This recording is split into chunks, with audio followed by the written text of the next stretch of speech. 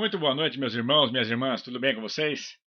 Mais um encontro nosso, mais uma segunda-feira, e a gente avançando no nosso livro Os Mensageiros, capítulo 12, A Palavra de Monteiro. Eu queria lembrar a todos que nós vamos fazer nos moldes que nós fizemos na nossa última reunião. Nós vamos fazer essa exposição, depois nós vamos todos fazer os nossos comentários no WhatsApp e em seguida nós vamos encerrar os nossos comentários e vamos abrir a nossa sala de bate-papo para conversar e se ver um pouquinho para matar a saudade do coração, né? Muito obrigado a todos vocês pela participação e vamos seguir, gente, vamos lá. Depois daquele abraço, o nosso irmão começa a ouvir um novo amigo, que começa a falar sobre a sua experiência. Esse amigo é o Monteiro. Monteiro, assim como Bellarmino, havia sido doutrinador, e assim como todos os outros aí, teve também uma experiência um pouco amarga, Bem, então vamos lá. Ele começa dizendo que há 3 anos ele estava frequentando aquela reunião, no centro de mensageiros. E todas as vezes que ele ali estava, ele conhecia experiências novas. A gente vê como que a experiência de cada um, E num grupo enorme daquele lá, deviam ser muitos, as experiências, de vários tipos, cada um, com a sua particularidade. Ele faz um comentário interessante, ele diz assim que ele acha que as bênçãos do Espiritismo chegou prematuramente, chegou muito cedo, não estava totalmente os homens prontos ainda para receber essa mensagem. Bom, e Bellarmino observa a fala do nosso irmão Monteiro e diz que o Monteiro tinha uma experiência, ele já havia passado também pela amarga experiência de ter falhado no campo da doutrinação quando estava aqui encarnado. E aí o Monteiro vai passar a contar para o nosso irmão o que havia acontecido com ele. De cara ele já diz que ele também já havia passado por essa experiência e ele achava que é muito difícil escapar às influências quando a gente está aqui encarnado. Ele acha que é muito difícil, ele acha que o meio influencia muito para ajudar as pessoas aí a entrarem no campo dos equívocos. São muitas tantas e tamanhas as exigências dos sentidos, quer dizer, você encarnado, são tantas distrações, em relação ao mundo externo que a gente acaba não escapando do doloroso desastre. E André quer saber, quer saber o que que é, Mas como, Ele está interessado na experiência do nosso amigo, porque sempre é rico, no aprendizado isso é muito bom, Muito bom. E ele começa dizendo que os muitos, a possibilidade, a multiplicidade de fenômenos, são muitos, as singularidades mediúnicas reservam muitas surpresas a um doutrinador, principalmente aquele que possua mais raciocínio na cabeça que sentimentos no coração. Veja bem, em todos os tempos o vício intelectual pode desviar qualquer trabalhador. Olha o que ele está dizendo. Mais entusiasta que sincero. E foi o que me aconteceu. Não, olha só, Aquela ânsia, de conhecimento, como ele falou aqui, essa questão da gente, ter mais raciocínio do que sentimento, pode muitas vezes atrapalhar aí a nossa missão, a nossa tarefa, quando a gente está por aqui. E aí ele começa a dizer, que ele passou pelo nosso lar, e a tarefa dele não era a de estimular fenômenos. Ele veio aqui para outra função. Ele veio para ajudar na iluminação de companheiros encarnados e desencarnados. E o serviço era imenso. Ele diz que recebeu todo o auxílio espiritual para iniciar a sua tarefa. Então toda a ajuda necessária estava com ele para ele conseguir fazer bem o seu papel. Ajudando ele, se encontrava muito perto a sua mãe, que ela estava ali como orientadora, auxiliando ele na sua tarefa. Então, todo entusiasmado, ele estava cumprindo com a sua tarefa, médios de efeito físico, médios de psicografia, incorporação, estava indo de vento em polpa, muita riqueza de fenômeno. E tanta variedade assim, acabou atrapalhando nosso irmão, porque a partir daí, ele foi deixando de lado a questão moral da doutrina e preso aos fenômenos, a aprender, a estudar e a querer desenvolver cada vez mais essa área, foi deixando de lado uma parte fundamental da doutrina espírita, que é a transformação moral. Aí vocês já viram o que pode ter acontecido, Tinham 4 reuniões semanais e ele frequentava todas, sem faltar de nenhuma. Sempre preocupado aí com a questão do fenômeno. Das reuniões, o que ele mais apreciava era a de doutrinação dos espíritos inferiores. Ele adorava passar um sermão nos espíritos inferiores. Gostava muito desse intercâmbio e de passar seu conhecimento, todo o seu conhecimento, na busca aí de chamar a atenção desses espíritos. Então ele era aquele cara que tinha um discurso pronto, para cada situação que aparecesse ali, Passava aquele sermão nos espíritos que estavam ali necessitados, E ele já tinha até um esquema pronto já, Ele tinha sempre na cabeça já os discursos prontos para falar em cada situação do tipo de espírito que surgisse ali no momento da reunião. E aqueles espíritos sofredores, esses espíritos sofredores quando apareciam, esses aí ele fazia questão de provar para eles que eles estavam padecendo por culpa deles mesmos. Isso aí está acontecendo para você por culpa sua. Você merece passar por isso que você está passando, tá? Faz parte. Foi você que buscou isso. Todo esse sofrimento. Tá bom? Como se isso aí fosse consolar alguém, Como se você chegasse para alguém que está sofrendo e chegasse para você, sabe o que é lei de causa e efeito? Pois é, o que está acontecendo com você certamente faz parte dessa lei, tá? Então, aceita que dói menos e vaza. Vocês acham que dessa forma vai estar ajudando alguém? Você falar dessa forma vai ajudar alguém? Não vai, gente?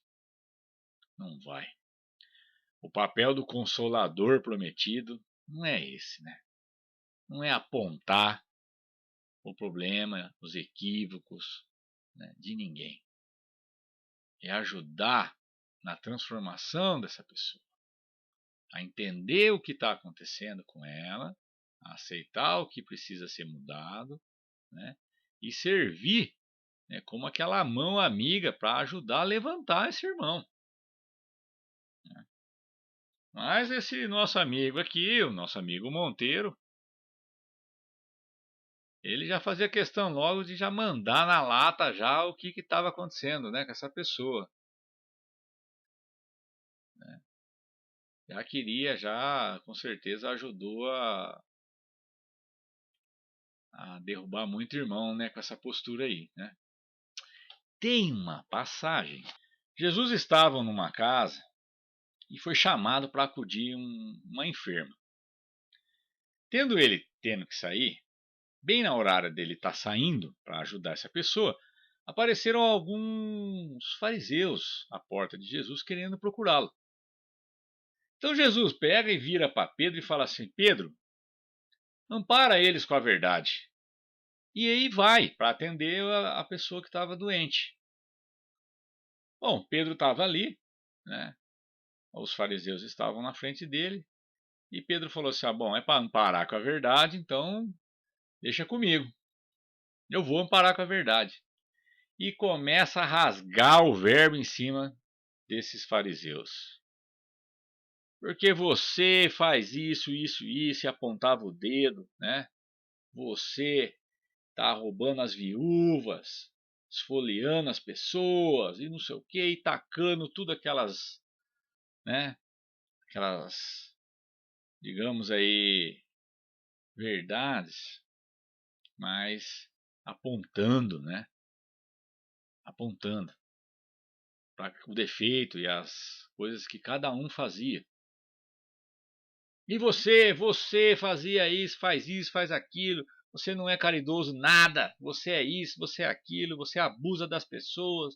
E foi tacando, rasgou o verbo, como fala por aí, né? Para cada um deles. E aí chega Jesus, quando Jesus olha e vê que aquelas 3 pessoas estavam acabados. Estavam realmente para baixo. E Jesus pergunta, né? E aí, Pedro, o que você fez? Eu pedi para você amparar eles com a verdade, olha o que você fez. E aí Pedro fala para ele, mas não era para falar a verdade? Né? Essa passagem é interessante, é muito interessante. E aí Jesus pega essas pessoas e conversa com elas e levanta essas pessoas, né? Levanta a moral dessas pessoas. E eu me identifico bem com essa passagem, para falar a verdade para vocês, viu? Porque eu tenho muito de Pedro dentro de mim, né? Tenho muito, muito a melhorar, né, nisso. E quando aparecia algum espírito, né, que vinha, algum charlatão, algum mentiroso na sessão, ele já ia lá, já dava conselho, passava um sermão no cara, né? Exigia que aquela pessoa parasse de falar aquelas mentiras, aquelas besteiras todas, né? Ele sempre tinha uma palavra para cada situação que surgia lá, né? Obsessores, nossa, obsessores ele reduzia os caras a zero. Ele fazia questão de reduzir eles a zero. Sempre firme com aquelas palavras, né? Aquela argumentação pesada. Né? E quando aparecia um sacerdote católico nisso daí? Aí, rapaz, aí era a hora dele vir para cima com tudo. Falava um monte para eles lá. Ele chegava até a estudar para saber direitinho as passagens, para poder falar, sem nunca meditar no que estava sendo lido. Ele apenas decorava aquilo para provar, para mostrar mais conhecimento, para mostrar que tinha mais conhecimento espiritual, para chamar a atenção desse sacerdote, para entrar num duelo, para discutir com eles. Olha só como que era, né? Dizia ele que queria discutir as verdades divinas, quando na verdade os coitados sacerdotes não se encontravam, né? Não tinham esse conhecimento para poder discutir. E aí é que eles se privilegiavam, né, do fato do conhecimento espírita para sobrepor aí a qualquer argumentação desses irmãos que estavam, na verdade, precisando serem consolados, serem abraçados, né? E ele diz que o apego às manifestações exteriores dominaram ele por completo, por completo. Acendia luzes para os outros, davam conselhos para orientar as pessoas, mas ele mesmo não seguia nada. Sabe? Tinha uma palavra amiga para orientar os outros, mas ele, para ele mesmo, não ouvia aquilo de jeito nenhum.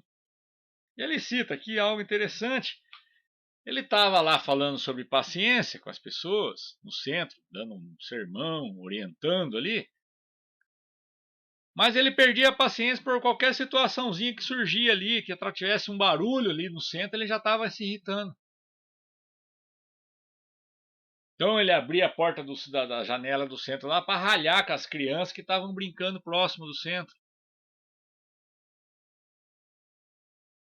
Quando ele estava lá no discurso dele, falando sobre paciência, sobre tolerância, perdia a paciência porque tinha alguma criança dentro do salão que às vezes a mãe não estava conseguindo, né, controlar o choro. Então era aquele irmão que tinha uma palavra, mas fazia outra coisa. Gente, tem que ter paciência, tem que ser tolerante. Aí o cara leva uma fechada na rua, quer bater no motorista que fechou, xinga, mostra o dedo, faz toda aquela barbaridade lá. Ué, mas que raio, né? No centro espírita dava o conselho que era uma beleza. Ó, gente, né? Tem que ajudar os nossos irmãos, vamos ser caridoso. A caridade é importante. Mas chega na hora de ajudar, não ajudava ninguém. Então ele foi se enchendo de palavras e discursos bonitos, todos eles, né, endossados pelos espíritos, que são quem nos dão bons conselhos. Mas ele não seguia isso não, essa orientação era para os outros, não era para ele. O conselho é para os outros, para ele mesmo não tinha conselho não. E na vida fora do centro? Na vida fora do centro ele era do mesmo jeito. Então ele tinha um comércio, ele não queria nem saber não, rapaz. Se tá devendo para ele já mandava protestar, chamava os advogados, falava, viu? Cobra lá, eu quero receber, não tô nem aí. Os advogados, ele conta, tinha que se desdobrar lá para encontrar meios de receber a cobrança que ele estava exigindo. Ele exigia, né? Ele queria logo resolver as coisas, né? Ele não estava nem aí com a situação do companheiro, de um irmão que estava de repente precisando. Paulo também encontrou irmãos desse jeito e orientou nas suas cartas esses irmãos, né? Um dos casos que havia era de irmãos levando casos ao sinédrio de outros irmãos contra outros irmãos. Paulo escreve sobre isso. Era um problema que Paulo tinha que resolver na comunidade, acho que de Corinto, se não me engano. Né? Mas vocês não são irmãos? Vocês não são seguidores de Cristo? Né? E aí fica levando a julgamento um outro irmão, julgamento dos homens ainda, né? Esse nosso amigo aqui, o Monteiro, também não estava nem aí não. Sabe? Não tinha paciência para entender uma situação e outra não. Estava devendo para ele, ele já ia lá, já protesta. Ele dizia que andava cego. Cego. Ele levava o espiritismo do jeito que ele queria. Entendeu? Do jeito que ele queria. Olha só como que é, né? Então, na casa espírita, ele só se interessava mesmo era por falar sobre a respeito dos fenômenos. O tempo todo era só falar de fenômeno, né? Explicar fenômeno, querendo falar como que funciona, né? Deixou de lado completamente a parte doutrinária, a parte religiosa que ela que interessa muito para todos nós de transformação moral. Aí o nosso amigo dá uma esperada. Ah, e outra, hein? Criticava os médiuns. Criticava os médiuns. Com muito rigor. Deu uma segurada, né? Acho que deu uma respirou fundo, sorriu e continuou. E ele fala que de desvio em desvio, a Angina encontrou ele totalmente distraído das realidades, da realidade essencial. E aí, gente, quando ele desencarna, chegando no lado de lá, Haviam muitos e muitos espíritos aguardando ele para conversar a respeito daqueles diálogos que eles tinham lá no centro espírita. Aquela forma rígida e ríspida de falar, com os argumentos pesadíssimos que ele utilizava, agora eram jogados na face dele por conta, né, do desencarne em desequilíbrio que ele estava. Então, sabemos claramente que isso é um efeito da sua consciência que estava cobrando dele tudo aquela forma, aquela postura que ele tinha, né? Então agora ele se encontrava do lado de lá em desequilíbrio e todo aquele conselho que antes ele dava para aqueles espíritos que se manifestavam nas reuniões mediúnicas deveriam agora servir para ele em alguma coisa, né? Porém não. Ele permanecia em grande desequilíbrio, né? E passou por uma longa temporada de sofrimento até ser resgatado, né? Recebeu o auxílio, o abraço amigo e continuar sua caminhada lá no nosso lar. Então ele diz para todos nós que ele permaneceu por um bom tempo aí nas zonas do umbral, em desequilíbrio, em revolta, né? Até que abrandou seu coração e com a ajuda de benfeitores e amigos, ele foi resgatado e foi encaminhado, né? E passou por todos os estágios que os nossos irmãos que estão ali naquela reunião também passaram. E vocês não acreditam que depois de recuperado ele ainda mantinha dentro dele um sentimento de revolta? Porque na cabeça dele, ele tinha feito um bom trabalho. Poxa, eu orientei o pessoal, eu fui lá para ser média, para ajudar no trabalho e fiz minha parte. Eu não merecia passar por aquilo não, por tudo aquilo que eu passei, né? Fui um bom doutrinador. Orientei todos eles lá, fiz eles ouvirem a mensagem, né? Os amigos ali do nosso lar diziam para ele se tratar, né? Indicavam para ele um tratamento. Não, você precisa se tratar. Mas ele não estava satisfeito. Então ele resolveu procurar a ministra veneranda. Vocês lembram da ministra veneranda? Ele queria muito falar com ela, queria conversar com ela, já que foi ela quem havia, né, o indicado o trabalho na esfera física. Mais uma irmã que endossou ali, né, a vinda de um companheiro para dar tudo certo e que, infelizmente, não conseguiu ter êxito. E aí a ministra veneranda não é qualquer um lá para ficar atendendo a capricho, né, do nosso irmão revoltadinho. Então ela, no momento que ela pôde, foi procurar ele num horário de descanso e teve uma conversa com ele bastante interessante. Primeiro ele falou um monte, reclamou, crivou o ouvido dela de reclamações, né? E aí a ministra, com muita paciência, mostrando realmente, né, que era um ser evoluído, né, ouviu a tudo aquilo ali com muita tranquilidade e aí resolveu orientar o nosso irmão. E ela esclarece com muita tranquilidade, ela fala assim: Monteiro, meu amigo, a causa da sua falha é muito simples, é muito tranquila para entender.